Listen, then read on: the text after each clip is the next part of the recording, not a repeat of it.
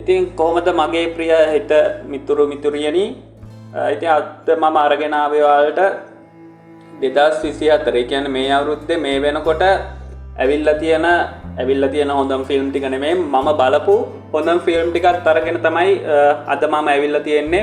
මෙතන ෆිල්ම් 10ක් තියෙනවා. ඔක්කොම සුපිරිම ෆිල්ම් බලන්න පුළුවන්. එක එක වර්ගවල ෆිල්ම් තියෙනවා. ඇක්ෂන්ද, ලව් ස්ටෝරිද, ස්ටෝරිද හැම වර්ගයකටම තියෙන මූවිස් තියෙනවා මේකේ. ඉතින් උණු කැවුම් වගේ ෆිල්ම් ටිකක් තමයි මේවා. 2024 තියෙන අලුතෙන්ම ආවේ. ඔයාලට මේවා වෙබ් එකට රිලීස් වෙලා තියෙන මේ ෆිල්ම් ඔක්කොම. ඉතින් ඔයාලා ඩවුන්ලෝඩ් කරන් මේ ෆිල්ම් ඔක්කොම බලන්න පුළුවන්. ඉතින් දැන් අපි බලමු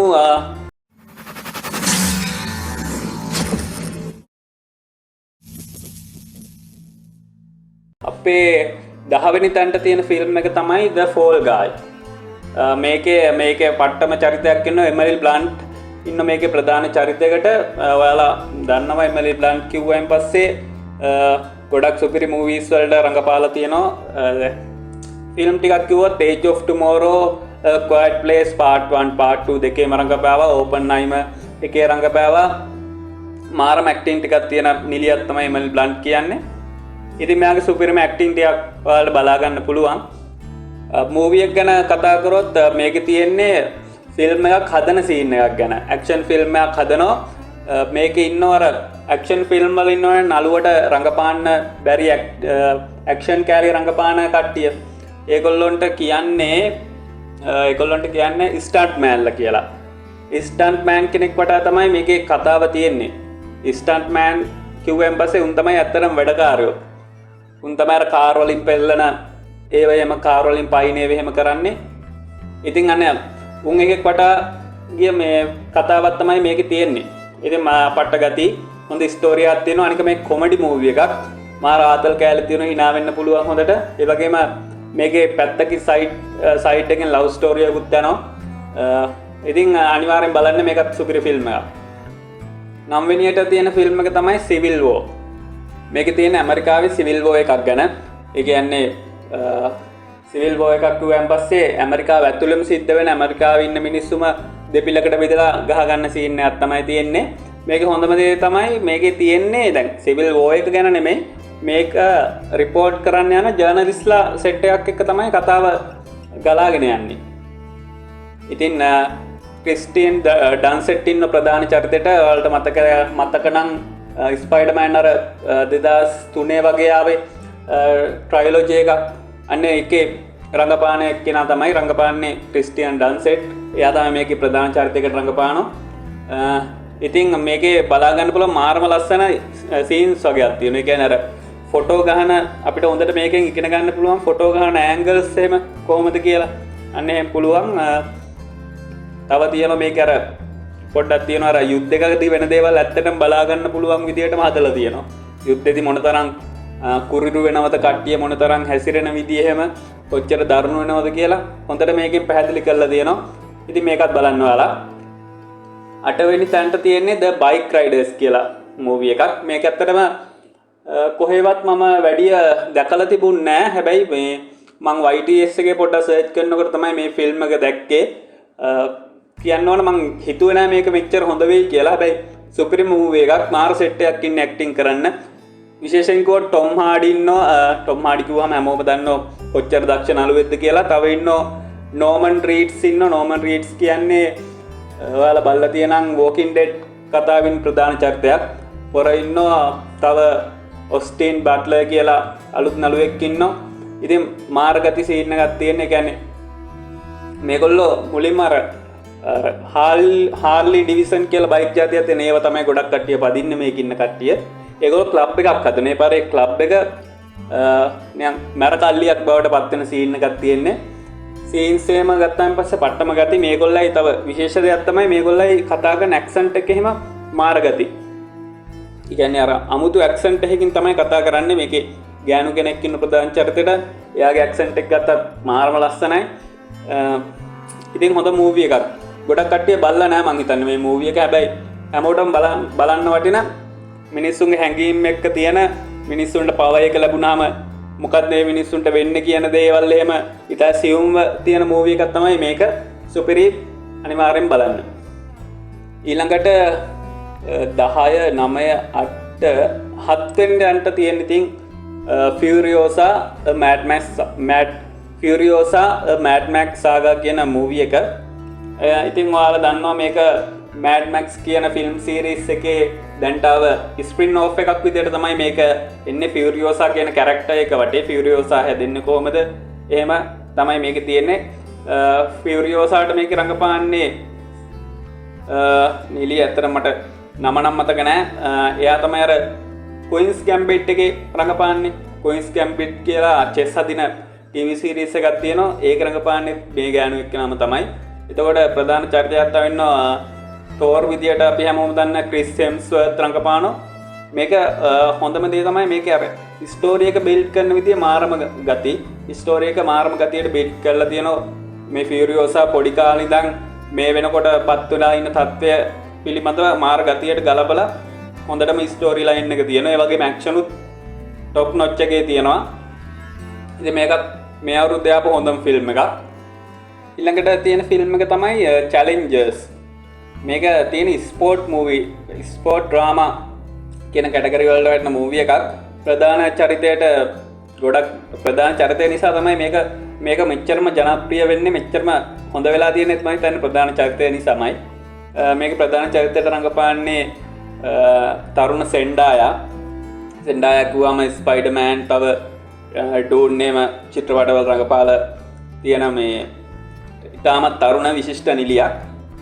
ඉතින් මෙයා ගොඩක් ජනප්‍රියත්වයට පත්වෙන නිසාම මෙයාගේ මේ චැලෙන්ජර්ස් කියන ෆිල්ම් එක එනකම් ගොඩක් කට්ටිය බලාගෙන හිටියා. ඒ වගේම තමයි මේගොල්ලෝ ෆිල්ම් එක එන්න කලින් පොඩි ෆොටෝස් ටිකක් එළියට දාලා තිබ්බා. මෙයා කොල්ලෝ දෙන්නෙක් එක්ක නිකන් ලිංගිකව හැසිරෙන වගේ සීන් තියෙන මේ ෆොටෝස් දෙකක් විතර ඒගොල්ලෝ කලින් එළියට දාලා තිබ්බා. ඒකත් එක්ක විශාල ආందోලනාත්මක විදියට මේ ෆිල්ම් එක ගැන කතා පැතිරුණා. ඉතින් මේකේ ෆිල්ම් එකේ කතාව පැත්තට ගියොත් මේකේ තියෙන්නේ ටෙනිස් තමයි මේකේ ක්‍රීඩාව වගේ වෙන්නේ. මේ ටෙනිස් පොඩි කාලේ ඉඳන් ගහන යාළුවෝ දෙන්නෙක් ඉන්නවා. මේ දෙන්න එක්කෙනෙක් නැචරල් ටැලන්ටඩ්. එයා මේ ගොඩක් දක්ෂයි. ඉතින් මේකේ මේ ගෑනු කෙනා තමයි ටාෂි. මේකේ කියන්නේ සෙන්ඩා රංගපානේ ටාෂිගේ චරිතයට. ටාෂි කියන්නේ තරුණ ටෙනිස් ක්‍රීඩිකාවක්. මෙයාට හොඳටම ටෙනිස් පුළුවන්. ඉතින් මේ කොල්ලෝ දෙන්න අතරට මේ ටාෂි ඇවිල්ලා මේ දෙන්නත් එක්ක ගෙවෙන සම්බන්ධය කොහොමද කියලා තමයි මේකේ තියෙන්නේ. මේකේ ටයිම් ලයින් 3-4කම ඒ කියන්නේ එකම වෙලාවේ ටයිම් ලයින් 3-4ක සිද්ධි පෙන්නනවා. ටිකක් කැචී වෙන්න පුළුවන් පොඩ්ඩක් තේරුම් ගන්න. හැබැයි අවසානය වෙනකොට මාරම ලස්සනට ගලපලා එන්ඩින් එක මාරම ගතියට හදලා තියෙනවා. ඉතින් අනිවාර්යෙන් බලන්න. සුපිරිම ෆිල්ම් එකක්. බලන්න කිසිම කම්මැලිකමක් නැහැ. ඒ කියන්නේ අර ස්ටෝරි ෆිල්ම් එකක් වුණාට කිසිම කම්මැලිකමක් නැතුව බලන්න පුළුවන් සුපිරිම මට්ටමේ තියෙනවා. ඊළඟට තියෙන ෆිල්ම් එක තමයි Godzilla x Kong The New Empire movie එක. ඉතින් හැමෝම ගොඩක් කට්ටිය දන්න Godzilla කිව්වම Godzilla King Kong කිව්වම කවුද කියලා. ඉතින් මේගොල්ලෝ මොන්ස්ටර්වර්ස් එකක් හැදුවා. කියන්නේ මේක ඩිස්ට්‍රිබියුට් කරන්නේ Warner Brothers ලානේ. ඉතින් මේගොල්ලෝ හැදුවා මේ එක මේ ලොකු සත්තු දාලා මොන්ස්ටර්වර්ස් කියලා. මොන්ස්ටර්වර්ස් දන්න මොන්ස්ටර්ස් කොමට එක හරියට පැහැදිලි කරන්න තේරුම් ගන්න පැහැදිලි කරන්න තේරෙන්නේ නැහැ. හැබැයි එක අර මේ විශ්වය ඇතුළේ ඉන්න මේ සත්තු ගැන දාලා එක ෆිල්ම් හදන්න යන්න. ඒකට තමයි මේගොල්ලෝ මොන්ස්ටර්වර්ස් කියලා නම දාලා තිබ්බේ. ඒකේ මොන්ස්ටර්වර්ස් එකේ ආපු අලුතෙන්ම ආපු ලේටස්ට් ෆිල්ම් එක තමයි Godzilla x Kong කියන්නේ. ඉතින් මේකේ කතාව ගැන පැහැදිලි කරන්නේ නැහැ වැඩිය. මොකද මේ කතාවයි කලින් කතාවයි සම්බන්ධයි. මේකේ ෆිල්ම් දැන්ට මට මතක නැහැ හරියට 5ක් විතර ආවා. මීට කලින් ආවේ Godzilla vs Kong කියලා එකක්. ඒ ෆිල්ම් එක නම් මට නම් එච්චරම සෙට් වුණේ නැහැ. හැබැයි මේ ෆිල්ම් එක ඊට වඩා ගොඩක්ම හොඳ මට්ටමක තියෙනවා. තව මීට අමතරව මේකේ ආවා තව TV සීරීස් එකක්. Monsterverse එකේ Monarch මොනයිච් කියලා TV සීරීස් එකක් ආවා මේ මොන්ස්ටර්වර්ස් එකේම. ඒක නම් පට්ටම ගත්තේ. මේ ෆිල්ම් ඔක්කොටම වඩා හොඳයි කියන්න බෑ. මේ ෆිල්ම් ගොඩකට වඩා හොඳයි ඒ TV සීරීස් එක. මේ ෆිල්ම් සීරීස් එකේ මට හිතන විදිහට හොඳම ෆිල්ම් එක තමයි ආවේ Godzilla King of Monsters වගේ අන්නේ ෆිල්ම් එක. ඒක ගොඩක් හොඳ ෆිල්ම් එකක්. ඉතින් අනිවාර්යෙන් ෆිල්ම් සෙට් එකම බලන්න. ෆිල්ම් සෙට් එකම ඔයාලට හොඳටම ගැලපේවි. 4 වෙනි තැන තියෙන ෆිල්ම් එක තමයි Kingdom of the Planet of the Apes. මේකත් The Planet of the Apes series එකේම එකක්. ඒ කියන්නේ අර මේ Planet of the Apes series එකේම තියෙන්නේ වඳුරෝ බුද්ධිමත් වෙලා. ඒ කියන්නේ නිකන් අර වානරයන්ට වෛරස් එකක් ගිහිල්ලා ඒ වානරයෝ බුද්ධිමත් වෙලා ඒගොල්ලෝ ලෝකේ යටත් කරගන්නවා. තව මේ වෛරස් එකෙන් වෙන එකක් තමයි මේ වානරයෝ බුද්ධිමත් වෙනකොට මේ වෛරස් එක නිසා මිනිස්සු මෝඩ වෙනවා. එහෙම සීන් එකක් තියෙන්නේ මේකේ. මේ ෆිල්ම් සීරීස් එකම. ඒකේ ආව අලුත්ම ෆිල්ම් එක තමයි Kingdom of the Planet of the Apes කියලා.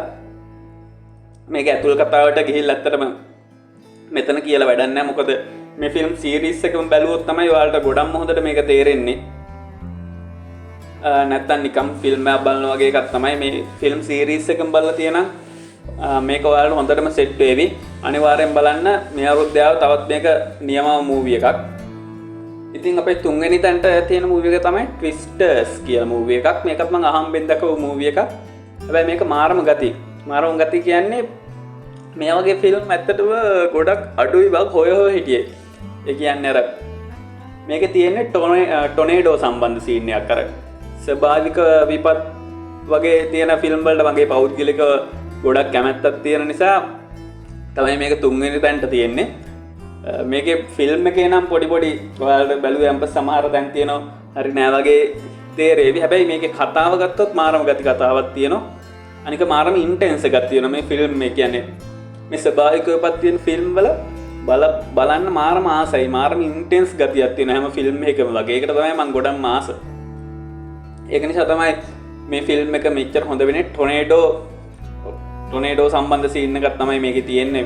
බේසිකලි තව ඔය ලව් ස්ටෝරි ටේකුත් තියෙනවා මේකේ ඇතුලේ.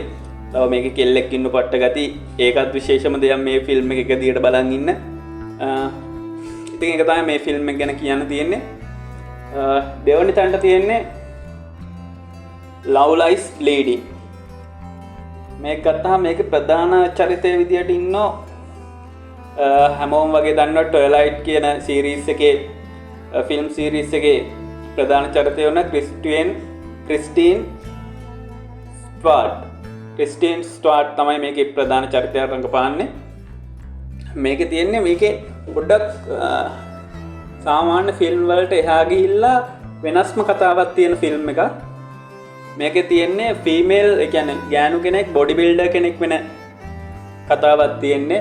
ඒ වගේ මේකේ ලෙස්බියන් ලව් ස්ටෝරි එකකුත් තියෙන මාර්ම ගති. ඒ වගේම ස්ටෙරොයිඩ් ගහලා මෙයාට වෙන දේවල් තරහ යන ඒවා මාරම ගති ෆිල්ම් එකක්. කියන්න ඕන ලේසියට බලන්න හම්බෙන්නේ නැති පට්ටම ගති ෆිල්ම් එකක් මේක නම්. අනිවාර්යයෙන්ම මිස් කරගන්න එපා. ඔයාලා බැලුවේ නැත්තම් මේක වැඩක් නැහැ කියලා ඔයාලා හිතුණා නම් එහෙම නෑ. මේක සුපිරිම ගණයේ ෆිල්ම් එකක්. ඉතින් අනිවාර්යෙන් බලන්න. ඉතින් පළවෙනි තැනට තියෙන්නේ Dune Part 2 ෆිල්ම් එක. ඉතින් Dune Part 1 එක ගිය අවුරුද්දේ හරි 2023 හරි 22 හරි තමයි ආවේ. ඉතින් ඒකේ දෙවෙනි එකක් විදියට තමයි මේ Dune Part 2 ෆිල්ම් එක එන්නේ. මේකේ තියෙන්නේ මේක හදලා තියෙන්නේ ඒකත් මේ අර ෆැන්ටසි නවකතාවක් අල්ලලා නවකතාවේ පොත් 5ක් හරි ඒ වගේ ගානක් තියෙනවා. ඉතින් ඒ පොත් වලින් අරන් තමයි මේ ෆිල්ම් එක හදලා තියෙන්නේ. මේ ෆිල්ම් එකත් ගොඩක් කලින් හදන්න හිටපු ෆිල්ම් එකක්. හැබැයි මේ පොත කියවපු ගොඩක් කට්ටිය ඒ කාලේ කියලා තියෙනවා මේක ෆිල්ම් එකකට හදන්න බැරි වේවි කියලා. ඒ තරම් මේකේ ෆැන්ටසි කැලි තියෙනවා. මාරම ගති ෆිල්ම් එකක්. මේක දාන්න පුළුවන් කැටගරි එක තමයි Lord of the Ring, Hobbit, එතකොට තව මොනවද බලලා තියෙන Harry Potter අන්න ඒ වගේ ෆිල්ම් සීරීස් තියෙන්නේ. අන්න ඒ වගේම සීරීස් එකක් තමයි ඩූන් පාර්ට් 2 කියන්නේ. මං හිතන්නේ මේකේ ෆිල්ම් සෙට් එක වෙනකොට සුපිරිම ගතියට තියේවි අන්තිම වෙද්දි හිතා ගන්න බැරි එන්ඩින් එකක් ඒවි කියලා මං හිතනවා.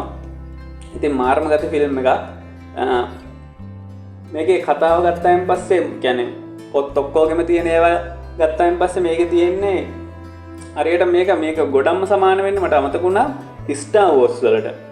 අන්න ඒ වගේ ස්ටාර් වෝර්ස් සීරීස් එක තියෙන අන්න ඒ වගේ මාරම ගතියක් තියෙනවා.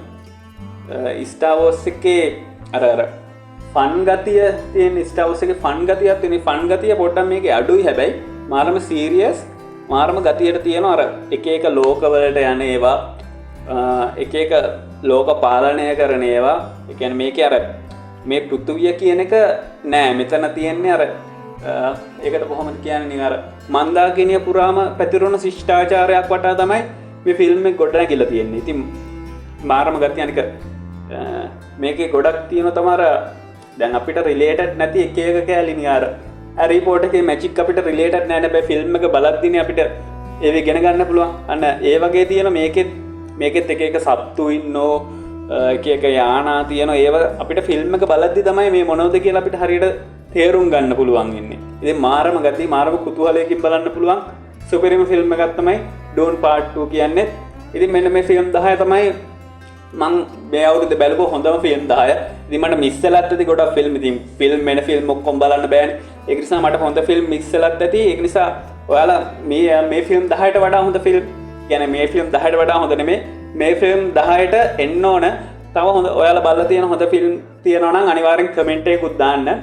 ඉතින් ඒ වගේම අපේ YouTube channel එක subscribe කරන්න. මේ වගේම සුපිරිම ෆිල්ම් වල reviews අරන් අපි එනවා හැමදාම කියන්න බෑ. අපි එනවා පුළුවන් වුණ ගමන් ඔයාලව හම්බෙන්න. ඉතින් මම මේ ෆිල්ම් වල තව individual reviews තියෙන්නේ. ඒ කියන්නේ එක ෆිල්ම් එකක් අරන් ඒක ගැන විස්තර කරපු ඒවත් මගේ channel එකේ දාලා තියෙනවා. ඔයාලා පුළුවන් මගේ channel එකට ගිහිල්ලා ඒවත් බලන්න. ඉතින් අනිවාර්යයෙන්ම මේ channel එක subscribe කරන්න. හැමෝටම සුබ දවසක්.